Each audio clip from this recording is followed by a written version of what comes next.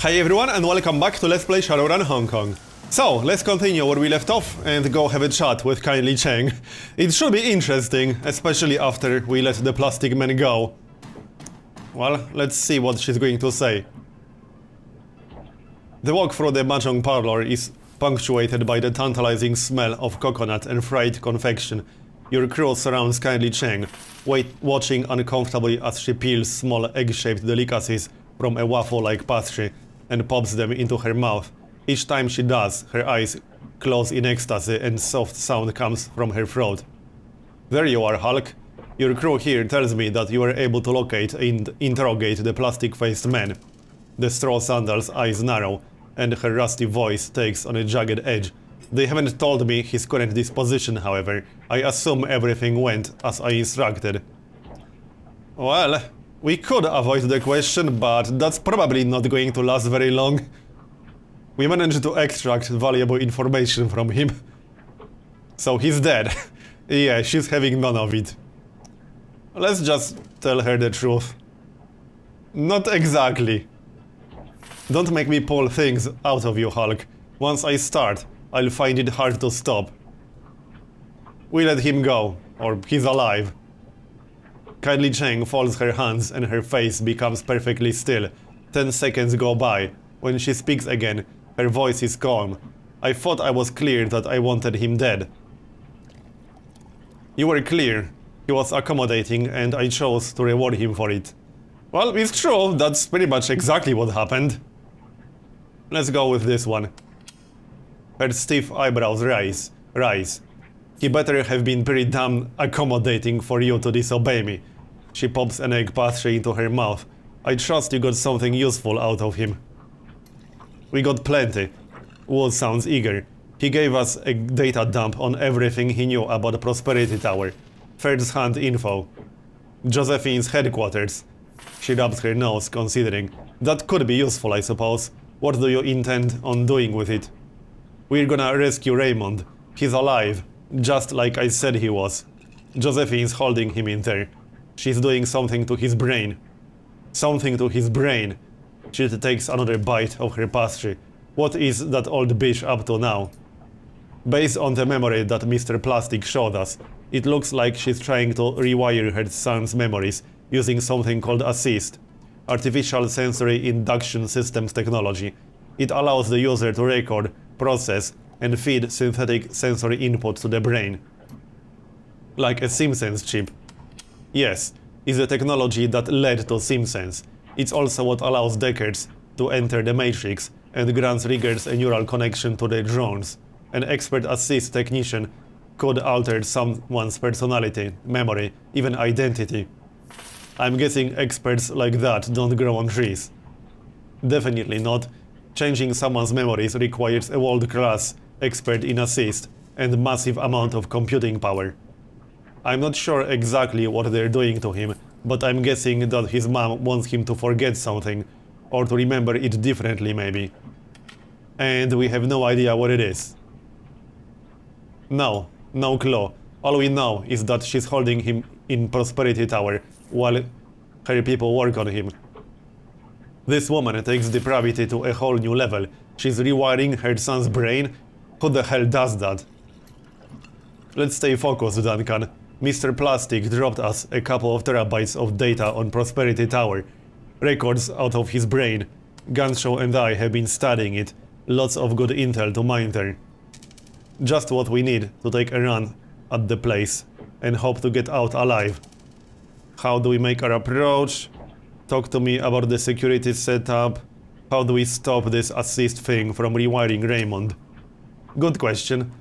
All we know is that an assist device is located in Lab 12. It's the only one in the building. Now I doubt that Grandma will just hand over the passcodes to her system if we ask nicely. So we'll need a Decker to access the assist device and eject him from the system safely before she scrambles his brain. That sounds dangerous. Got it. What does the Decker need to do? Eject him safely. Like I said, we don't know. We are going to have to improvise. Figure that when we get there. How do we make our approach then? Fortunately, Prosperity Tower is one of Sang's lower security locations. It's mostly administrative, marketing, that sort of thing. That's good. Kindly turns to her enforcer. Mr. Bao, give the runners those old Sang security passes you used on that hijacking last year. Yes, Mrs. Chang, they'll get them. Those passes should get you through the lobby. The triad boss pokes a fingernail between her teeth and dislodges a piece of pastry. You'll have to explain your presence, Hulk, so don't expect to just walk on through. Looks like it's the front door for us. Isabel leans over to Gobbet.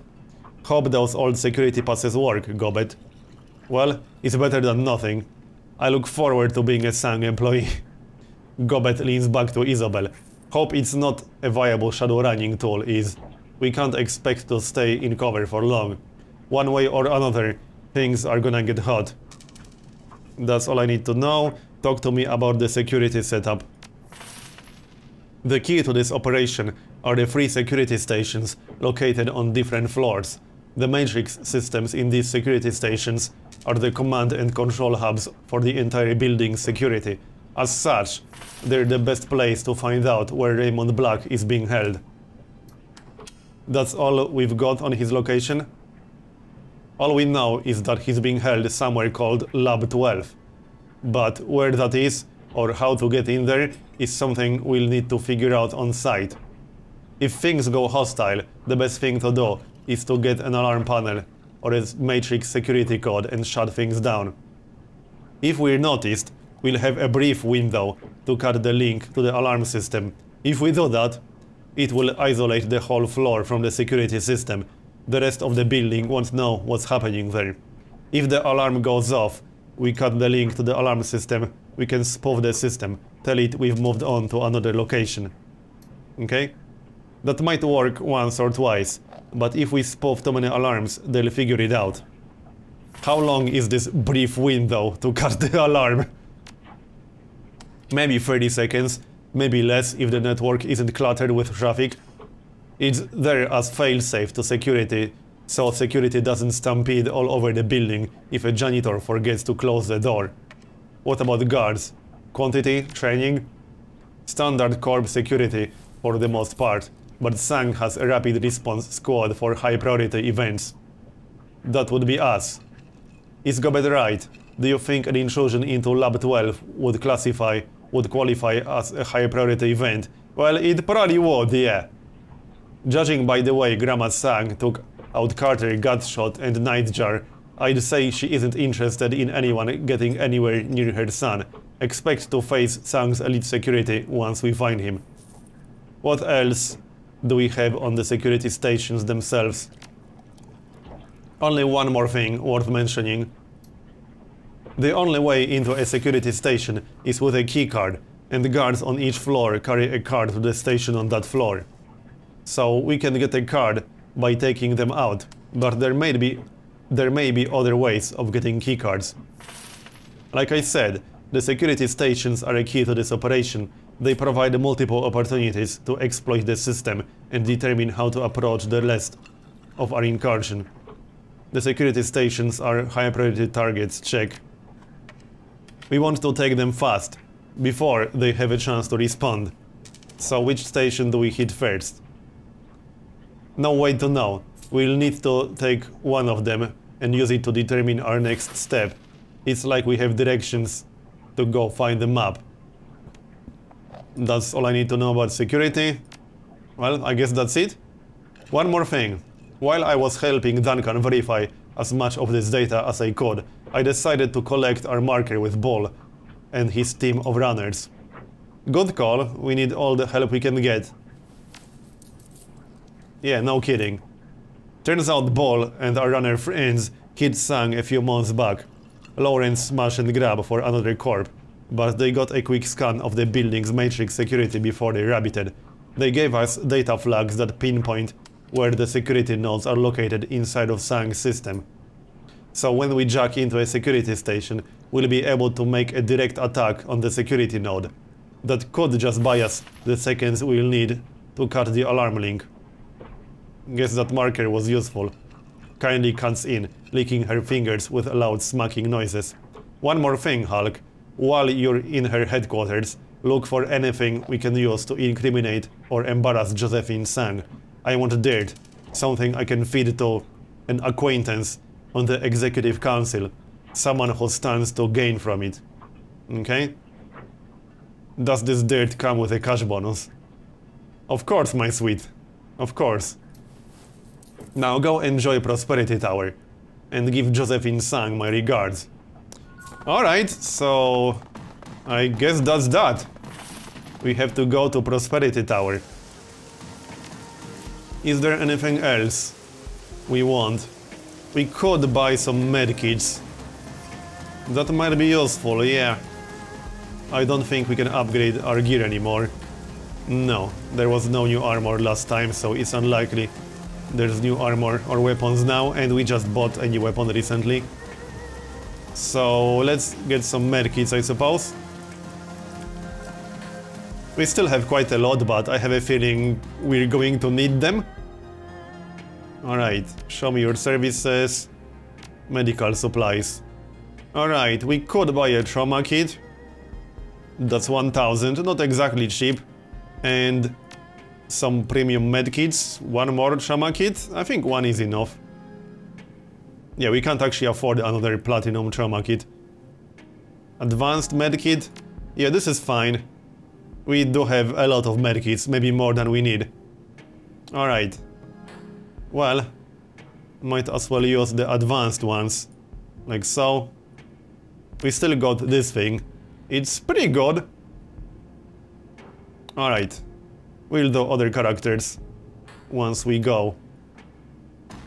Who do we want to bring? That's a good question. I definitely want Ractor for his drone. I think I might replace Duncan with someone else. It's a tough choice. It really is. Oh, also, we do have some karma to spend. Let's have a look. What can we actually get? We got 19 karma. That's not bad. We could raise close combat. That will give us higher chance to hit. Okay, like so. We could also raise body. Or chi casting. Well, maybe. Not sure if it's worth it. We would also have to raise willpower. We could get level 5 and see if there's anything useful that we can buy. Alright, let's go for level 5. And that means we have to go back to Spider Shen to see what we can buy. We don't have that much money left, but we can sell a few things. Alright, let's see if there's something useful that we can get that requires 5 in chi casting. I hope so. I hope I didn't just waste that karma. Let's see, can we sell anything? Yeah, we can. We can sell this. That's 300. Pretty good. We could sell the advanced medkits. We don't need that many. Alright, let's see what we can buy first. So, anything that requires 5. Counter-strike. The adept ends their turn, but will counter-attack with their current weapon when attacked. Maximum of 3 counter-attacks per turn. Interesting. So that's one. Looks like... oh yeah, also this. The adept gains a light cover bonus. Oh yeah, this is nice. I think I want that. Yeah, I want that for sure. I'm not convinced about counter-attack. This requires 6. Pierces up to 8 armor. That's really nice. I mean, I could buy this in case we get more karma during the run, but we would need a lot of karma to get 6 in chi casting. I think that's very unlikely to happen. Let's just buy the defense. Alright, and what do we want to replace? Oh, we don't have to replace anything. Alright, that works. Good, confirm. Let's go then. How much money do we have left? Not that much. 800 nuyen. I'm still thinking about what exactly to bring.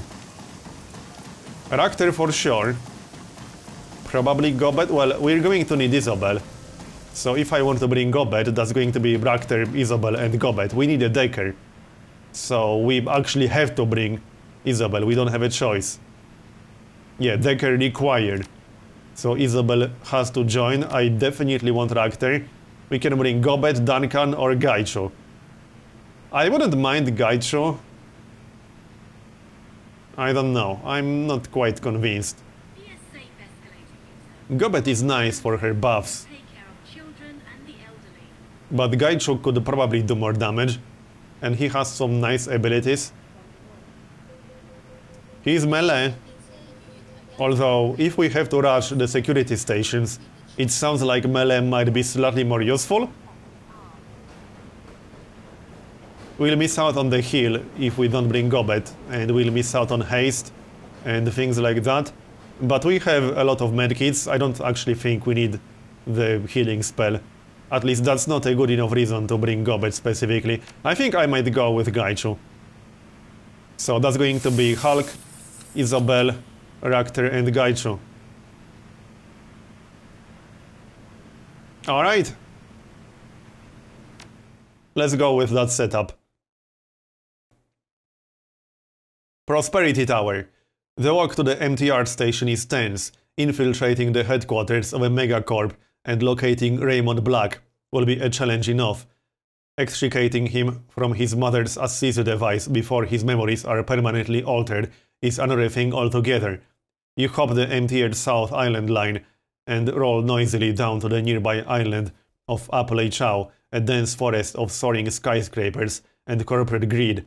Amid them, blending innocuously with its neighbors, stands Prosperity Tower. You open the door to the lobby and step inside the headquarters of Sang Mechanical Services and its CEO, Josephine Sang. Alright, so let's see. Hulk will keep the trauma kits, and you people need the medkits. Let's see, we got 4 premium medkits. Okay, like this. Next.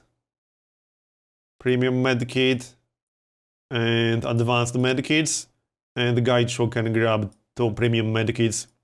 I don't think he needs this. We can't actually remove that, can we? No, that's pretty annoying, we can't remove that. Alright then. 1 more medkit or a grenade.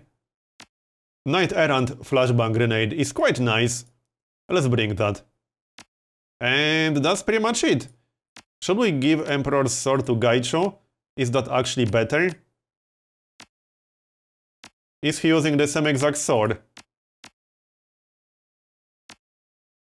I can't actually check this out, can I? That's kind of annoying. We can give him the sword. Chinese war sword is better, so Hulk doesn't need that. I assume he can use it. Yeah, we can't actually check the stats on his sword, which is pretty annoying. But whatever. I guess we're ready. No more inventory space to bring anything else. Oh yeah, I could throw out the regular Shaman kit. Yeah. And we can bring... what? Another medkit? Sure. Alright, that's that. The decadence of Sang's administrative lobby is the first thing to hit you. The mood lighting, designer wallpaper, and the scent of burning lavender incense all blur together in a foreign landscape that feels more dangerous than the rotting alleys of Hong Kong. Even the plants seem to condescend to you in their hand-carved limestone pots. Across the room from you stands a receptionist, 3 guards at her back. She seems unaware of, or at least indifferent to your presence, but the guards behind her lock their eyes onto you and adjust their postures. Regardless, it appears to be a routine response, as the guard on the far right lifts a hand to his face and lets loose a long loud yawn. Let's not dwell here, there is much to do. Words may carry us through much of this, but I suggest a direct approach to handling our inevitable security encounters. We must be prepared to fight, Retreat is not an option if we want to reach Raymond. He's right. Keep our objective in sight. Kindly said, we can find information on Raymond's location in the security stations. It will be tricky getting into them, but once we do, that's also where we can cut the alarm system. Once we find Raymond, I'd be happy to help with his liberation. Oh, and as for Sang security passes, we shouldn't rely solely on them. They'll help, but using them alongside our own wits will be most effective. Alright then, so let's talk with the receptionist. The receptionist watches you make your way across the lobby. She studies you from head to toe, and a barely concealed look of disgust on her face. Welcome to Sang Mechanical Services. How can I be of service? Her forced presence reeks of condescension. I'm here to make a delivery. She eyes you unblinkingly in blatant disbelief. Is that right? And who is this delivery for? Alright, Etiquette Corporate, wink. No one actually. I know how I may appear, but I'm required to go incognito for our quarterly inspection. Yep, let's go with that one. I understand. Just head for the elevators, I won't say anything. Well, that's that. Let's go then. And we got 3 different options. Utility sub-basement, sales and acquisitions, and research. Let's go for the basement. Okay, we got the guards here already. The guard's brow furrows at your approach. He looks giddy or maybe antsy as he flexes the hand closest to his handgun. Hold! This area's off limits. Only select personnel are allowed in here. You have identification. We have 5 charisma, we can try that. Front desk sent me here for new employee orientation. At your words, he seems to relax. He glances at your passes, hardly long enough to read anything, and returns his gaze to you. Welcome aboard. I'm pretty new myself. Just finished up orientation a month ago. Go on ahead, and good luck. Alright, well, that was easy, because we had the charisma, I suppose. Keep up the good work. Alright. So, where exactly do we need to go? Right here, apparently. Let's go straight for that, then. Is no one actually going to stop us? Door card reader. Open door here, apparently. There's a sign. Maintenance manager. I don't think we want to go in there. Probably not, no. Door card reader. Walk away. Alright. Security. We need to get in here, but how do we actually do that? We need a pass card from a guard, but how do we get one? Oh, who's this guy? Maintenance worker. Let's have a chat with these people. First day, was told to report here. Well then, welcome to the shit show that is floor B3. Our boss is a dick, bad at everything, and loves to blame others. That's why the company put her down here. Any tips? I'm guessing she's not the lenient type. Leniency, here. Just where do you think you're working? Not even our god-awful boss will tolerate anything less than your best. In fact, I suggest you make it a habit to check in with her early. She hates it when people are late. And with how much she enjoys pointing that finger, stay on her good side. Okay. Well, they left. Open locker. We don't have a code, so nope. At least I don't think we have any codes. No, we do not. Do we actually have to talk with the boss then? Maybe. There was a door back here. Let's maybe check that out before we go in here. Any more guards? There's one guard over here. We can't go in here apparently. Loading dock. Alright. Let's go here then. Is that the boss? No, that's a maintenance. No, yeah, that's a maintenance manager. So that's the boss. You're greeted by the sight of a dwarf leaning against a desk, nose deep inside the book. The plaque next to her hip reads maintenance lead. She holds up her finger to silence you, eyes locked on her story. After a moment, She dog-ears her page and sets the book on top of the desk. By the way she sizes you up. You can tell that she's not in the business of making friends. Yes? Etiquette corporate, 6 charisma. I'm the new hire. When I asked HR for a challenge, they assigned me to this department. I'm ready to take on whatever you throw my way, boss. New employee orientation told me to report here for training assignments. Alright, well, let's go with that one. Before you do anything around here, you've gotta change out those ridiculous clothes. Hit the locker room and grab a uniform. Show some goddamn company pride. Well, at least they finally sent me somebody here. Here, the locker code. Alright, so we got a locker code. I guess that's that. We'll still need to get in here. That's not going to be easy, I assume. But we're making some kind of progress, I suppose. Oh yeah, we need the actual code. So that's 2627, easy enough. So 2627. Done. Put on a uniform. Alright then. Now we look more like actual employees.